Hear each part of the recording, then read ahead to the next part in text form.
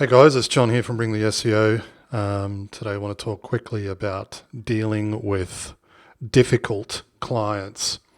I've just put a short list together and this came about through one of the members who messaged me just a short moment ago saying that he'd received a, let's say, colourful email from a client.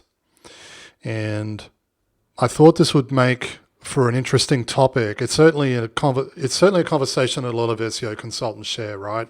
Dealing with difficult or toxic clients. And, you know, if you perform a search in YouTube, you'll find there's 1,000,001 different videos about this topic.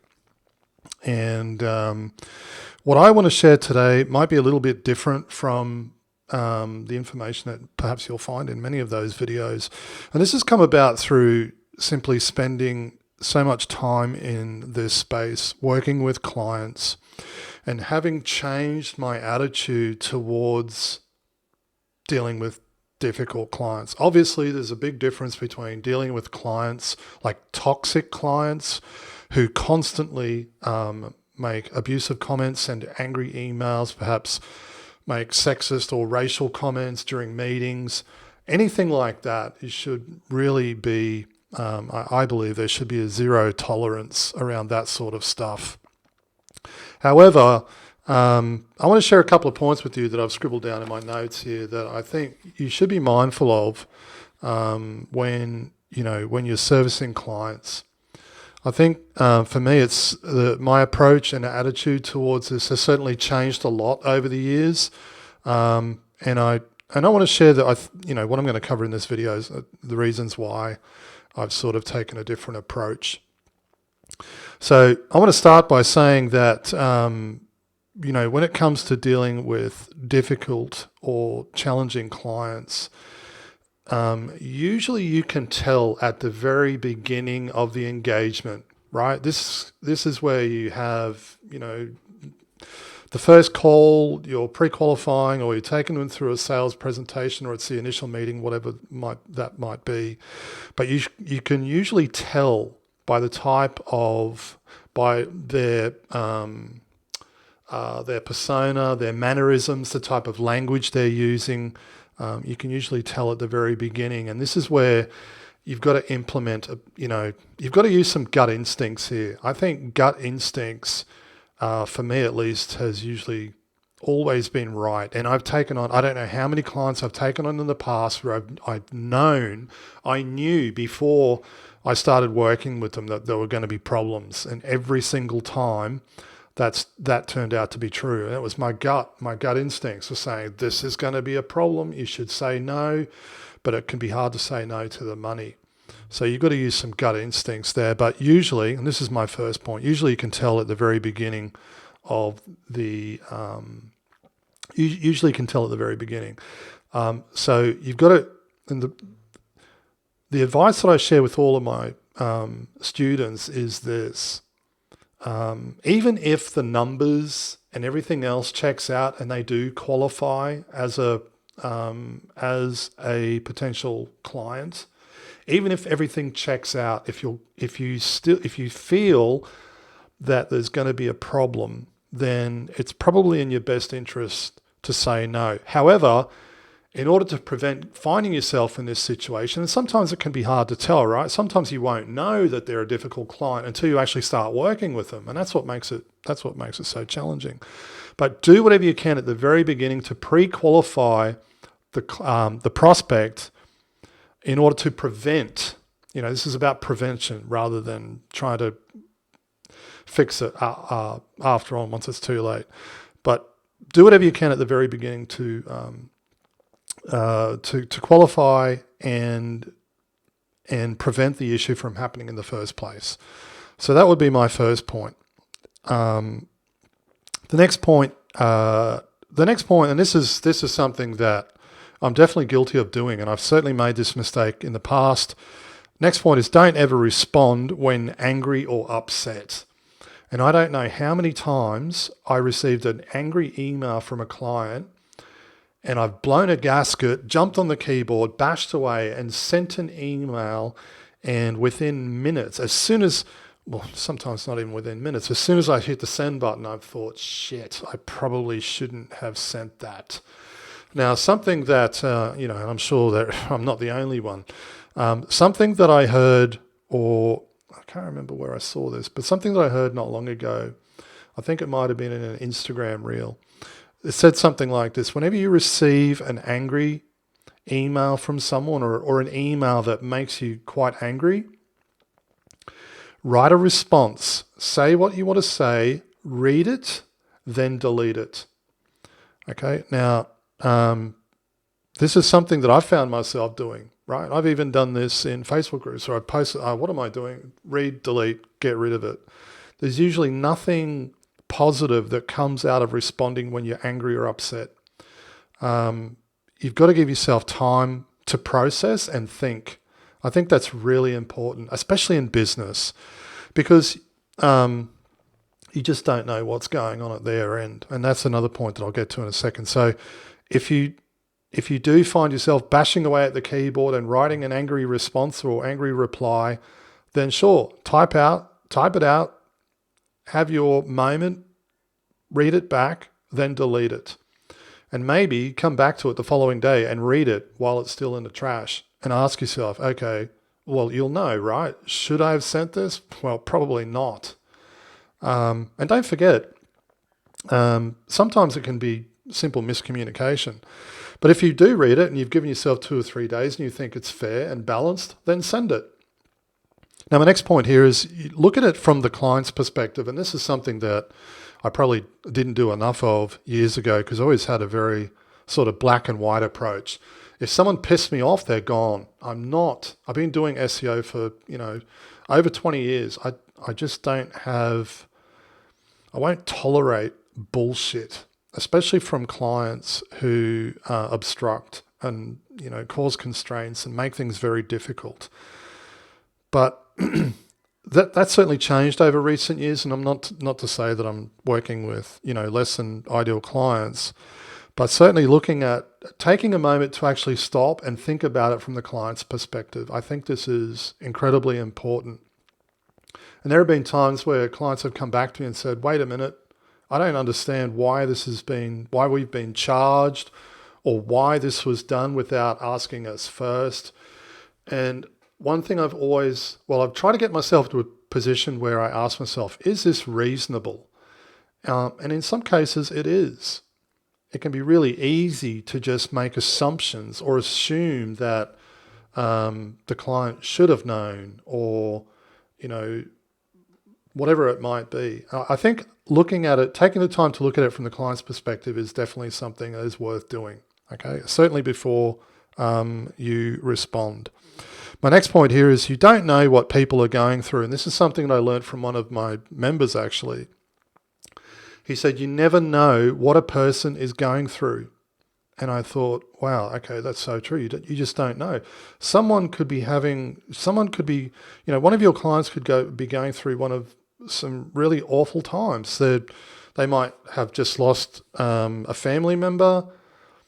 They may have just received some terrible news. Their dog may have died. Their mother may have just passed away.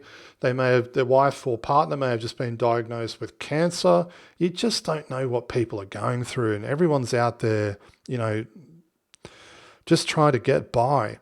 And that's something that I've really taken on board. I've taken the time to actually stop and think, okay, well, I know I've got my own problems and everyone else has got theirs too. And that's certainly no excuse for a client sending, an abusive email. But I think it's worth asking the question, right? Like, okay, well, is there something going on at the other end that I'm not aware of? I've worked with clients who, their partners have just passed away, or, they're in trouble with the tax department, or, they're dealing with problems that I wasn't aware of, and, clients aren't going to share that sort of information with you. And it's probably none of your business, but you at least need to take a moment to ask yourself, or at least consider it, rather. Is there something going on at the other end that I'm not aware of? And obviously that doesn't, like I said, that's no excuse for clients who give you a hard time constantly. Which brings me to my next point, which is keep a journal or some sort of campaign notes where you can keep historical records or information of client behavior through the actual campaign, while you're working on the campaign. This is something that I got into the habit of doing because I work with, I've worked with hundreds of clients, and there were definitely a few in there that were difficult to work with. And it can be easy to receive one email and blow up. However, if you take these other things that I've just mentioned into consideration, right? If you take these things into consideration, well then it gets to the point where, okay, I've been tolerant and I've been understanding and I've been compassionate and I've been patient, but there's a recurring theme here, and this just keeps happening over and over and over again with this client. Now, I think there's a big difference between having a client who is normally okay, for 99% of the time, and the one time they might send an angry email, as opposed to a client who's constantly being a pest or a nuisance. And this is where I think keeping notes, some sort of campaign notes or something in your CRM or client portal or dashboard or something where you can look back and review client behavior. I know that probably sounds a bit weird, but I think it's something worth doing, right?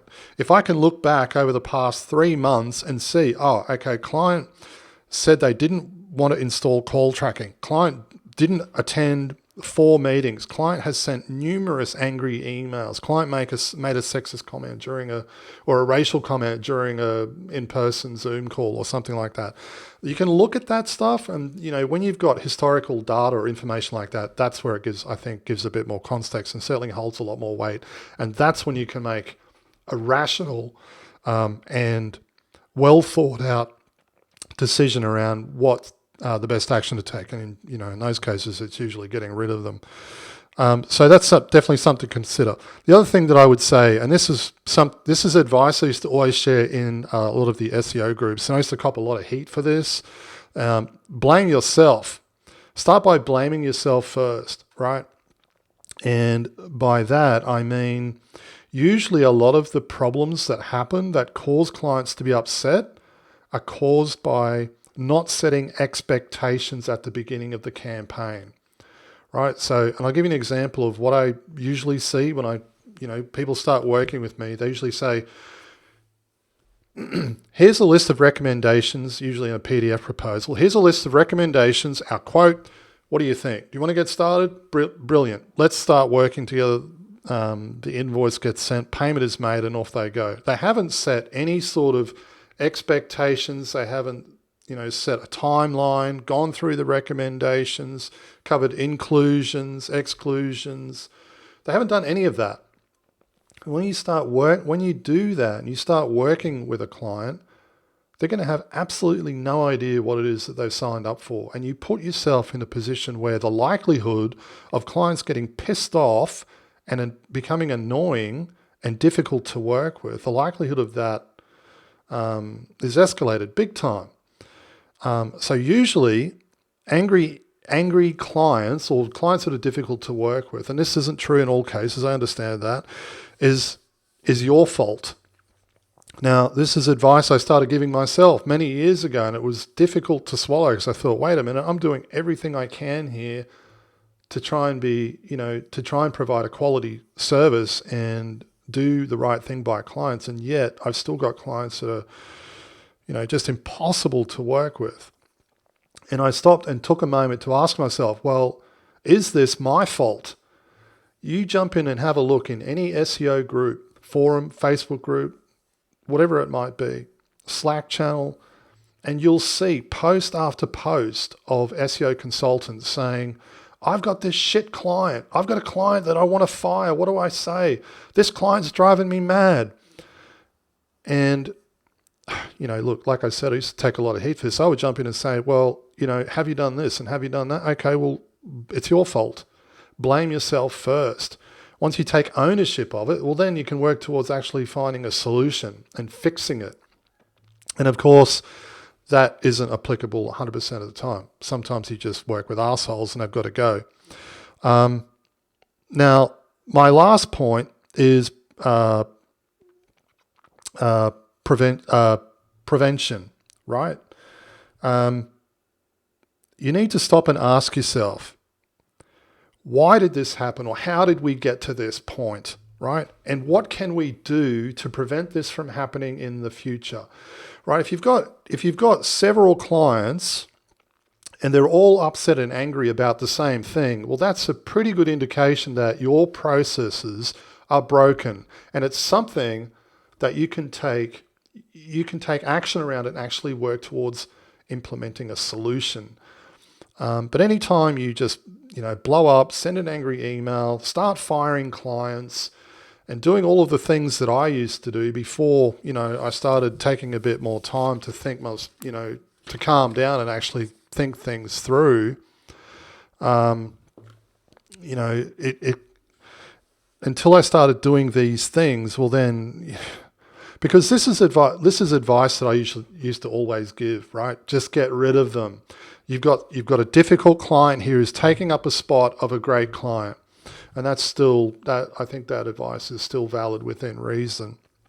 But you should always be looking for patterns. Like I said, if you've got several campaigns or several clients and all of them are blowing up and complaining about one particular thing or one area of what's taking place in a campaign, then your processes are to blame, not the client. And this probably circles back to previous points about blaming yourself first. So they're the points that I want to share with you. These are things that I think you should be mindful of. I think the basic message here is don't respond while you're angry. Take a look at yourself and processes and ask yourself, is this our problem? Is this something that we can prevent? Rather than just firing clients, because let's face it, if everyone took that advice, then we probably wouldn't have any clients, right? Because and I get it, right? As SEO consultants, we've got our own issues to deal with. We're trying to manage campaigns. We're trying to keep clients happy. We're managing staff. We've got overheads and costs and the pressure of getting results and everything else. And, when you get an angry email like that, the first thing you want to do is just say, get lost. But, that's probably not always the best approach to take. So I hope you found this advice useful. Of course, if you have any questions or comments, post them below. I'd love to hear perhaps some of the stories and challenges that you face working with difficult clients. All right, guys, that's enough from me. I'll speak to you soon.